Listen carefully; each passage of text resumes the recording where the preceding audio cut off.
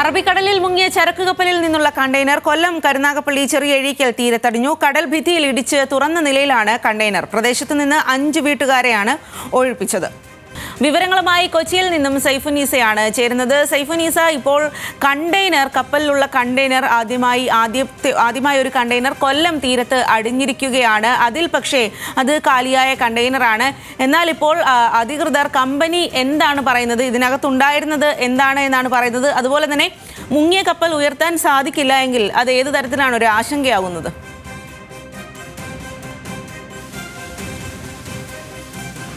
സ്വാതി, പ്രധാനമായും 100 കണക്കിന് കണ്ടെയ്നറുകൾ ഉള്ള കപ്പലാണ് മുങ്ങിപ്പോയിരിക്കുന്നത്. ഈ കണ്ടെയ്നറുകളും കപ്പലിനൊപ്പം വീണിട്ടുണ്ട്.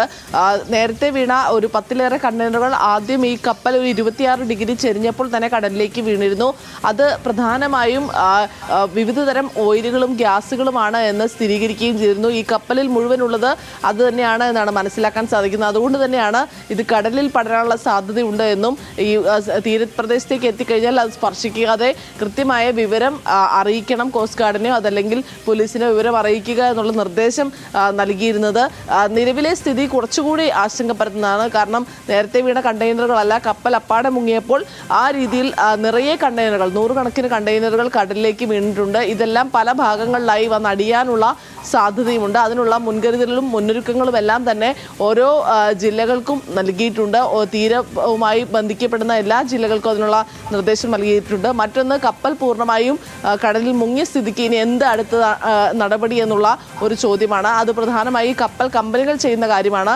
എല്ലാ കപ്പൽ കമ്പനികൾക്കും സാൽവേജ് കമ്പനികളുമായി ഒരു കരാറുണ്ടാകും. സാൽവേജ് കമ്പനികൾ എന്ന് പറഞ്ഞു കഴിഞ്ഞാൽ ഏതെങ്കിലും തരത്തിൽ കപ്പലുകൾ കടലിൽ മുങ്ങുകയോ ഭാഗികമായി മുങ്ങുകയോ ചെയ്തു കഴിഞ്ഞാൽ അത് വീണ്ടും പ്രവർത്തനക്ഷമമാക്കുന്ന കമ്പനികളാണ്. ഈ കമ്പനികളുടെ സഹായത്തോടു കൂടി ഈ കപ്പലിനെ വീണ്ടും പുറത്തെത്തിക്കാനുള്ള ശ്രമങ്ങളാകും ഇനിയുള്ള ദിവസങ്ങളിൽ നടക്കുക എന്നാണ് അറിയാൻ സാധിക്കുന്നത്. ഈ കപ്പലിൻ്റെ ഒരു ഏത് ഭാഗത്താണ് കടലിൽ കിടക്കുന്നത്, അവിടുത്തെ ഒരു കാലാവസ്ഥ എന്താണ്, ഒപ്പം തന്നെ ഈ കപ്പൽ പാതയുടെ ഭാഗമാണോ എന്നെല്ലാം പരിഗണിച്ചുകൊണ്ടും ഈ കണ്ടെയ്നറുകൾക്കുള്ളിലെ അവസ്ഥ, അതിൻ്റെ കെമിക്കലുകളുടെ അവസ്ഥ നോക്കിയുമാകും ഈ രക്ഷാപ്രവർത്തനങ്ങളെല്ലാം തന്നെ നടക്കുക. ഈ കപ്പൽ വീണ്ടെടുക്കാൻ സാധിക്കാതെ വന്നു കഴിഞ്ഞാൽ അതിൽ നിന്ന് മറ്റു വസ്തുക്കൾ, അതായത് കപ്പൽ തകർത്ത് അത് ഓരോ വസ്തുക്കൾ അതിൽ നിന്ന് മാറ്റി അത് പുനരുപയോഗിക്കാൻ സാധിക്കുമെന്നുള്ളതായിരിക്കും ഇനിയുള്ള ആലോചനകൾ. അത്തരത്തിൽ തന്നെയാണ് കൂടുതൽ ആശങ്കയിലേക്കാണ് ഇപ്പോൾ വഴി തെളിയിക്കുന്നത് എന്നുള്ളതാണ്. കപ്പൽ പൂർണ്ണമായി മുങ്ങിയിട്ടുണ്ട്. 100 കണക്കിന് കണ്ടെയ്നറുകളും അതിലുണ്ട്. ഷമീർ കൂടി ചേരുകയാണ് കൊല്ലത്ത് നിന്നും. ഷമീർ, ഇപ്പോൾ സൈഫുനീസ സൂചിപ്പിച്ചതുപോലെ 100 കണക്കിന് കണ്ടെയ്നറുകളാണ് ഈ കപ്പലിൽ ഉള്ളത്. അതിൽ ഒന്ന് മാത്രമാണ് ഇപ്പോൾ കൊല്ലം തീരത്ത് അടിഞ്ഞിരിക്കുന്നത്. കഴിഞ്ഞ ദിവസം തന്നെ അത്തരത്തിൽ ആലപ്പുഴ, കൊല്ലം തീരങ്ങളിലേക്കാകാം ഇത്തരത്തിൽ കണ്ടെയ്നറുകൾ ഒഴുകിയെത്താൻ സാധ്യത എന്ന് അധികൃതർ അറിയിച്ചിരുന്നു. അതുകൊണ്ട് തന്നെ ഇനിയും കൂടുതൽ കണ്ടെയ്നറുകൾ അത്തരത്തിൽ തീരത്തടിയാനുള്ള സാധ്യതയുണ്ട്. അപ്പോൾ അതിനുള്ള നടപടികൾ ഏതു രീതിയിലാണ് അവിടെ പുരോഗമിക്കുന്നത്?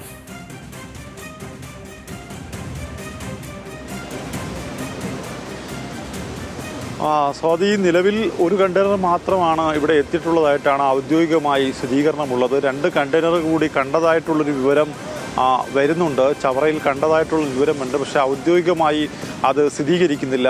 അത് നാട്ടുകാർ നൽകുന്ന ഒരു വിവരമാണ്. സ്ഥിരീകരിക്കേണ്ടത് ജില്ലാ ഭരണകൂടമാണ്. ഏത് ഭാഗത്താണ് അത്തരം കണ്ടെയ്നറുകൾ വന്നത് എന്നത് സ്ഥിരീകരിക്കേണ്ടത് പോലീസും ജില്ലാ ഭരണകൂടമാണ്. പക്ഷേ അത്തരമൊരു സ്ഥിരീകരണം ഈ മിനിറ്റ് വരെ കിട്ടിയിട്ടില്ല. അതുകൊണ്ട് നമുക്കത് സ്ഥിരീകരിച്ച ശേഷം നൽകാം. ഇപ്പോൾ ഈ ചെറിയഴീക്കൽ തീരത്താണ് കഴിഞ്ഞ ദിവസം രാത്രി 10:30 മണിയോടുകൂടി ഇത്തരത്തിലൊരു കണ്ടെയ്നർ എത്തിയത്. എന്നാൽ ഈ കണ്ടെയ്നറിനുള്ളിൽ ഒന്നും തന്നെ ഇല്ല. കണ്ടെയ്നർ ഒരു വാതിൽ നമുക്ക് ദൃശ്യങ്ങൾ പരിശോധിക്കുമ്പോൾ തന്നെ കാണാൻ കഴിയും.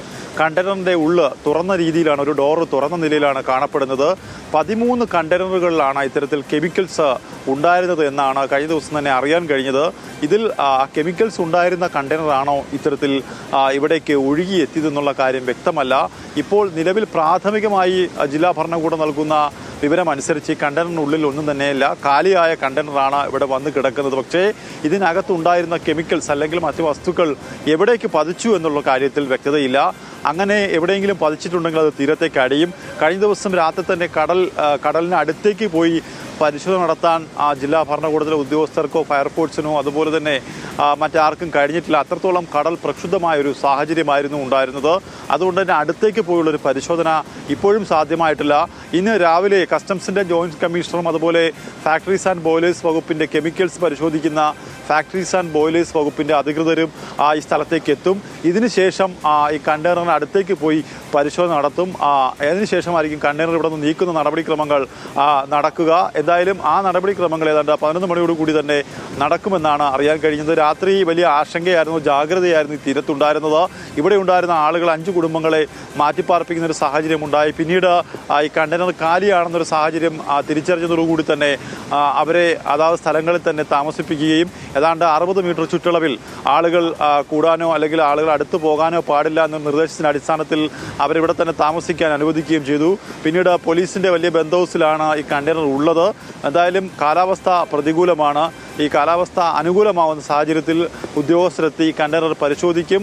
ഇപ്പോൾ നമുക്ക് ദൃശ്യങ്ങളിൽ തന്നെ കാണാം, വലിയ രീതിയിൽ ആളുകൾ ഈ പ്രദേശത്തേക്ക് എത്തുന്നുണ്ട്. നമുക്കറിയാം കൂടുതൽ കണ്ടെയ്നറുകൾ ഈ കടലിൽ ഈ വീണ നേരത്തെ സൈഫുനിസ പറഞ്ഞതുപോലെ തന്നെ ഈ കപ്പൽ മുങ്ങിയപ്പോൾ കൂടുതൽ കണ്ടെയ്നറുകൾ കടലിനുള്ളിലേക്ക് പോയിട്ടുണ്ട്. ആ കണ്ടെയ്നറുകൾ ഏതൊക്കെ ഭാഗത്തേക്ക് ഒഴുകിയെത്തും എന്നുള്ള കാര്യത്തിൽ വ്യക്തതയില്ല. ആലപ്പുഴ തീരത്തിൻ്റെ തൊട്ടടുത്താണ് ഈ ചെറിയ അഴീക്കൽ തീരമുള്ളത്. അതുകൊണ്ട് തന്നെ മറ്റ് പ്രദേശങ്ങളിലേക്ക് ബാക്കിയുള്ള കണ്ടെയ്നറുകൾ ഒഴുകിയെത്തും. അതിനുള്ള സാധ്യത മുന്നിൽ കാണുന്നുണ്ട്. ഇപ്പോൾ ശരി ഷമീർ, എന്തായാലും ഇപ്പോൾ തീരപ്രദേശങ്ങളിലെല്ലാം അത്തരത്തിൽ ജാഗ്രതാ നിർദ്ദേശത്തിൽ തന്നെയാണ് എല്ലാ തീരങ്ങളും ഉള്ളത് എന്നുള്ളതാണ്. എന്തായാലും കൊച്ചിയിൽ അപകടത്തിൽപ്പെട്ട കപ്പലിൽ നിന്നുള്ള ആദ്യ കണ്ടെയ്നർ കൊല്ലം ചെറിയഴീക്കൽ തീരത്താണ് ഈ ആദ്യമായി അടിഞ്ഞിരിക്കുന്നത്.